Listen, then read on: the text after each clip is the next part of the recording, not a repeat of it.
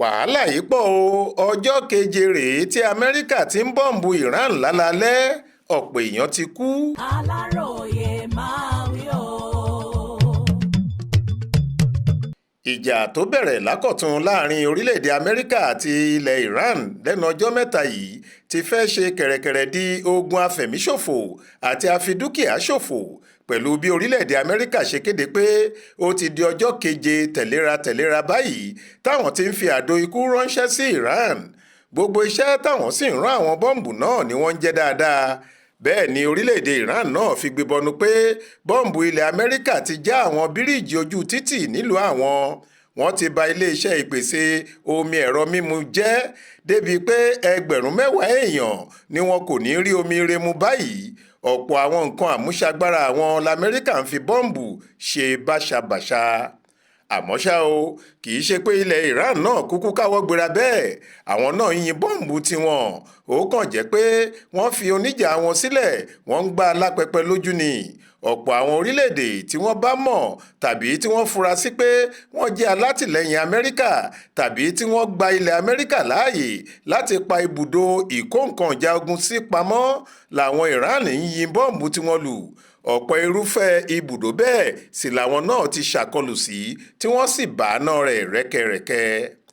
Ọ̀gbẹ́ni Hamza Paul tó jẹ́ ọ̀gá àgbà iléeṣẹ́ ìpèsè omi ilẹ̀ Iran, Hormozgan Water and Wastewater Company, sọ lọ́jọ́ àbámẹ́ta sátidé ọjọ́ 18 oṣù keje yìí pé wómúwómú ni àwọn bọ́ǹbù kan tí Amẹ́ríkà yìn lu Iran lálẹ́ ọjọ́ Ẹtì Friday ọjọ́ 17 oṣù yìí ba iléeṣẹ́ tó ń fa omi òkun tí wọ́n fi ń pèsè omi lílò fún ọ̀pọ̀ nǹkan àti iléeṣẹ́ tí wọ́n ti ń yọ iyọ̀ kúrò nínú omi òkun, ìyẹn Bunji Desalination Plant tó wà ní ìlú Jazq lágbègbè gúúsù ilẹ̀ Iran.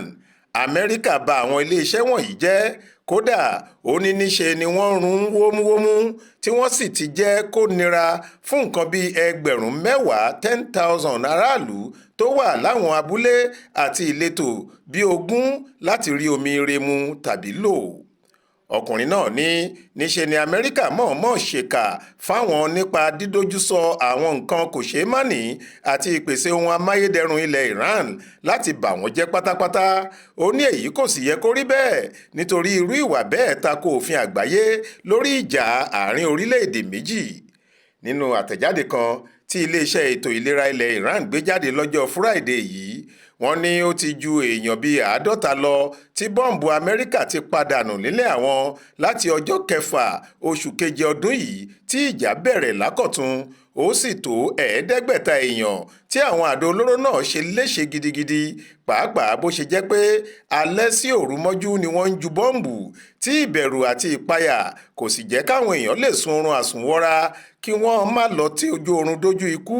Ní apá ọ̀dọ̀ ti Iran, òwúrọ̀ sátidé ọjọ́ 18 yìí kan náà ní orílẹ̀-èdè Kuwait kéde pé àwọn ti tilẹ̀kùn ipa ọ̀nà ojú òfurufú àwọn, ìyẹn airspace.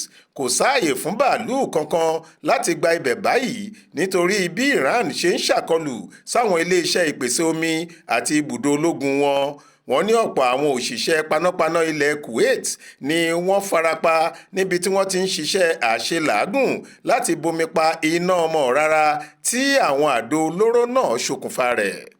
Ọ̀rọ̀ ọ̀hún kò yọ orílẹ̀-èdè Bahrain àti Jordan sílẹ̀. Wọ́n ní ó ju bọ́ǹbù 10 tí Iran jù ṣọwọ́ sáwọn, àmọ́ táwọn kò jẹ́ kí wọ́n balẹ̀. Ojú òfurufú làwọn ti ń hán àwọn àdó olóró náà. Wọ́n sì ti ṣèkìlọ̀ fáwọn aráàlú wọn gbogbo láti tètè bẹ̀rẹ̀ sí sàásálà fẹ́mi wọn.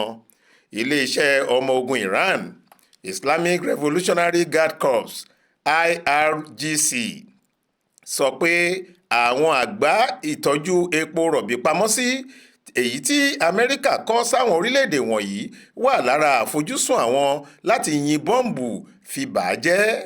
Ọ̀kan ni èyí tó wà létíkun Al-Ahmad ilẹ̀ Kuwait àti ẹ̀ka iléeṣẹ́ ọmọ ogun orí omi Sheikh Issa Air Base tó wà lórílẹ̀-èdè Bahrain. Iran tún sọ pé àwọn ti bà bàálù ológun ilẹ̀ Amẹ́ríkà 2 tó wà ní Jordan jẹ́. Tẹ́ ò bá gbàgbé, ààrẹ ilẹ̀ United States of America alàgbà John Donald Trump fìbínú kéde níbi àpérò àwọn àjọ North Atlantic Treaty Organizations NATO lọ́jọ́ mẹ́wàá sẹ́yìn pé ìwé àdéhùn àlàáfíà tí Amẹ́ríkà àti Iran jọ buwọ́lù nínú oṣù kẹfà ìyẹn oṣù Júùnù kò ṣiṣẹ́ mọ́. Òun sì ti wọ́gi lé látàrí bí àwọn ológun Iran ṣe lọ ṣe àkọlù sáwọn ọkọ̀ agbépo ńláńlá kan tí wọ́n fẹ́ gba ọ̀nà orí omi Straits of Hormuz kọjá nígbà náà lẹ́yìn táwọn ti jọ tọwọ́ bọ̀wé àdéhùn àlàáfíà.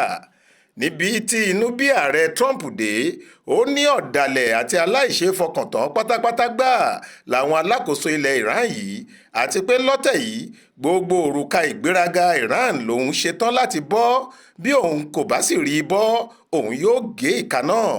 Ojú ẹsẹ̀ ni Trump ti pàṣẹ kí gbogbo ẹnubodè ilẹ̀ Iran di títìpa pinpin, káwọn ọmọ ogun ilẹ̀ Amẹ́ríkà tí wọ́n ń ṣọ́ ọ̀nà ojú omi Hormuz yìí bẹ̀rẹ̀ iṣẹ́ lákọ̀tun. Bẹ́ẹ̀ ló gbé àwọn gbèdéke burúkú kan lé epo rọ̀bì tí wọ́n ń wà nílẹ̀ Iran. Ó ní kò sáàyè láti tà á sókè òkun àti ọjà àgbáyé mọ́, àti àwọn òfin kọ̀ńpá míì. Nígbà tí ìwé ìròyìn ilẹ̀ Iran kan jáde lọ́sẹ̀ tó kọjá, ó kéde pé àwọn ọmọ ogun Iran ti tò orúkọ àwọn alágbára ayé bíi 10 kan tí wọ́n sọ pé ojú méjèèjì làwọn fi ń dọdẹ wọn báyìí, gbogbo ọ̀nà tó bá sì ṣeé ṣe làwọn yóò tọ̀ láti gbẹ̀mí wọn. Ààrẹ Amẹ́ríkà Donald Trump sì wà nínú àwọn wọ̀nyí. Àmọ́ ṣá o, Amẹ́ríkà ti fèsì. Trump ní òun ti gbọ́ pé Iran wá bí wọn yóò ṣe kọlu Amẹ́ríkà àti bí wọn yóò ṣe gbẹ̀mí òun. Ó ní Amẹ́ríkà ti ya àdó olóró oorun lérùnà bí 1000 kan sọ́tọ̀ tó jẹ́ pé ó ti wà ní sẹpẹ́ fún lílò nígbàrà táwọn bá ti lè gbúròó pé Iran ṣàkọlù tí wọ́n ń lérí rẹ̀ ọ̀hún. Faith Adébọlá ló ṣàkójọ ìròyìn yìí tó sì kà á sétí ìgbọ́ yín fún Aláròyé.